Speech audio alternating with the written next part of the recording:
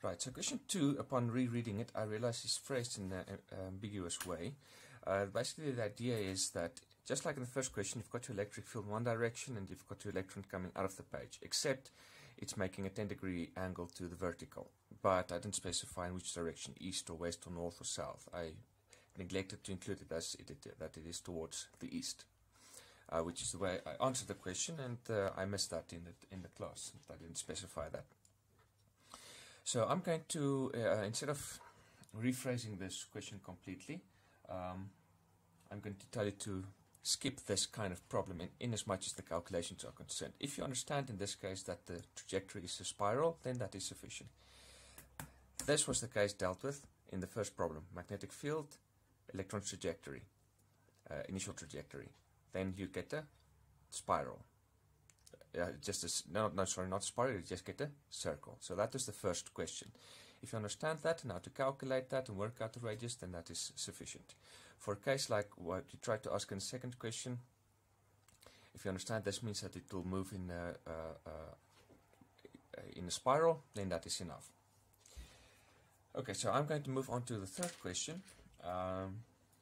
Let's see, what's that again? Okay. So here we've got two charges around a wire, Q1 and Q2, at two different distances, and there's a current I in the wire. And what are the strength and direction of the magnetic force on those two charges? Okay, so each has a magnetic force, and ignore the effect the two charges have on each other. Alright, so both are moving charges, so both create magnetic fields, so strictly speaking they have magnetic forces on each. The magnetic fields that each generate effects of force on the other. Okay, by that we ignore. So, because we've got current in this wire, we've got these magnetic fields coming out of the page like this in a circle around the wire.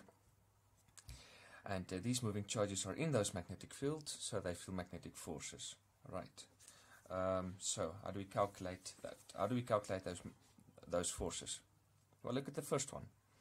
I know what the charge is. It is minus 5.0 microcoulombs. I know with what velocity it is moving and in what direction. 5.5 times 10 to the 4 meters per second. And I know at what distance it is from the wire. Okay. I've got the charge. I've got the velocity. All I need still then for the magnetic force is how strong the magnetic field is here. Alright. So that F equal to QVB sine theta. What about theta? Well, the magnetic field here is going to come out of the page, remember, and enter here. It's going to be these circles coming out of the page, the magnetic field. Okay, so in particular, here the velocity vector will be perpendicular to the magnetic field. It will be 90 degrees. So I know theta already. I just don't know how strong the magnetic field is there. So let's make a schematic of that. Right, okay, so we've got our wire here. I've got the current in it. And let's say here's the first charge, Q1, and what direction will the magnetic field be here? Okay, so that's the first right-hand rule.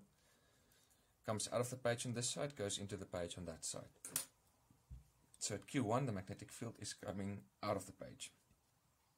So let's call that B1, and that is at a distance D1, which is what, 1.5 centimeters, right, the distance D1 from the wire, and the velocity vector here is moving parallel to the wire at this point.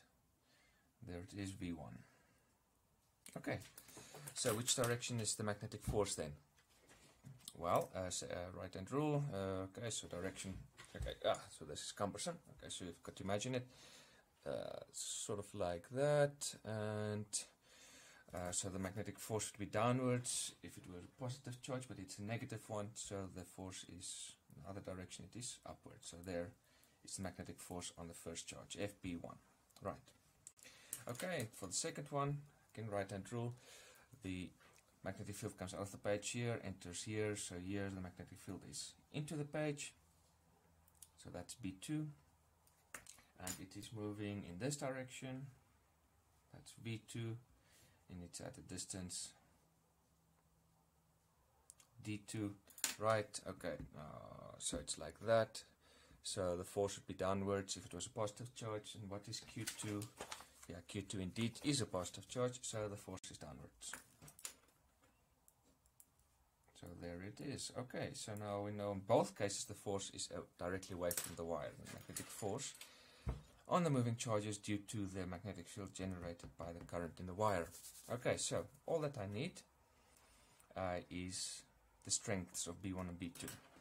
Okay, so we have a simple formula for that. Let's start with this one, B1. So B1 is equal to this mu0, this so-called permeability, constant of free space, I believe. Okay, times, well, I didn't need the brackets there. Okay, times the current over the distance from the wire. Okay, yeah, let me just stop. That's unnecessary. Right, and this mu0 will be just a constant that's provided, and that is 4 pi times 10 to the minus 7 Tesla meters per ampere. Okay, good. So you divide that by 2 pi, you're just left with exactly 2.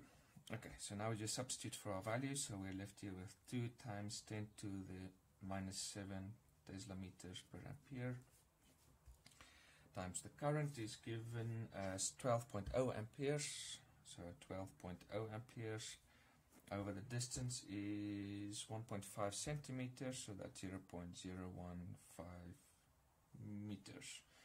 Okay, so least amount of significant figures I have here is 2, it looks like. That's exactly 2, so significant figures don't come into play here. So that this least amount is 2. So I have to keep that in mind for when I give my final answer. I'm only going to provide 2 significant figures. Alright, so this is 2 times 12 divided by 0.015 times 10 to the power minus 7.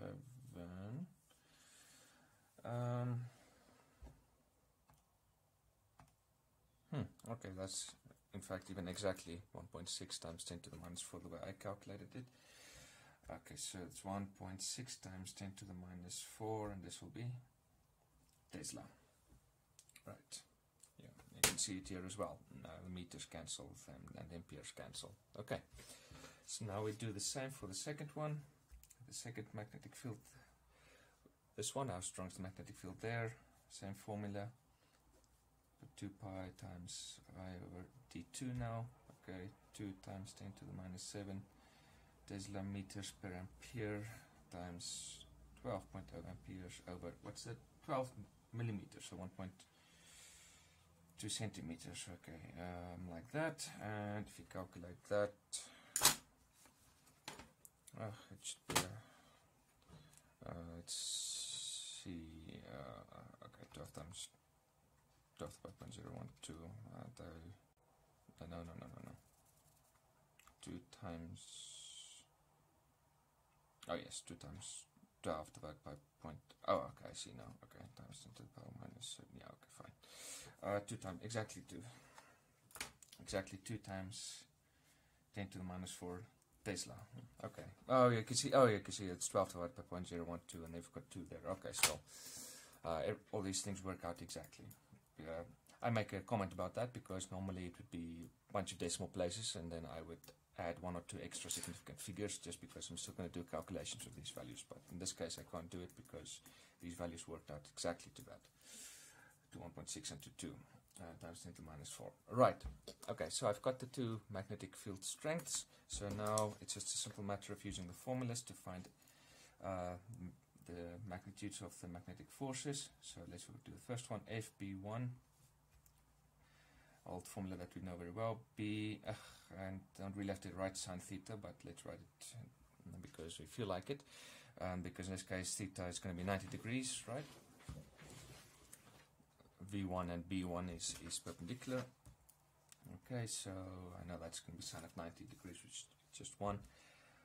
Okay, Q1 is minus 5 microcoulombs, so absolute value of that is 5.0 times 10 to the minus 6 coulombs. Okay, the velocity is 5.5 times 10 to the 4 meters per second, and I calculated B1 to be 1.6 times 10 to the minus 4 Tesla, and that's a sine of 90 degrees, which is 1. Okay, and now I just have to calculate all of this.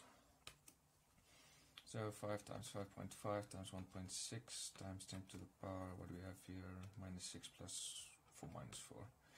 Okay, so we get this value. Okay, and for two significant figures, exactly what I have in my answer anyway. Okay, and that's newtons. Right. Okay, but that's just the force. How about its direction? We asked for strength and direction, so that's its magnitude, or in other words, its strength. So I can say I can help with the arrow on top. So now if I do that, then it is a vector, and I've got to include the direction, and the direction is away from wire. Okay, there it was still just FP1, just a scalar, but now I put, for the next step, I put the arrow on top, and that means it now becomes a vector, and I include the direction. Right, okay, and now we just do exactly the same thing for the second one. Give me sine theta, so let's, what's that one? 6 microcoulombs, 6.0 microcoulombs. Okay, and it's traveling at 1.3 times 10 to the 5 meters per second, and its strength was worked out as 2, well, exactly 2 times 10 to the minus 4 Tesla, and sine 90 degrees. Okay. Okay, so 6 times 1.3 times 2 times 10 to the power, well, minus 6 plus 1.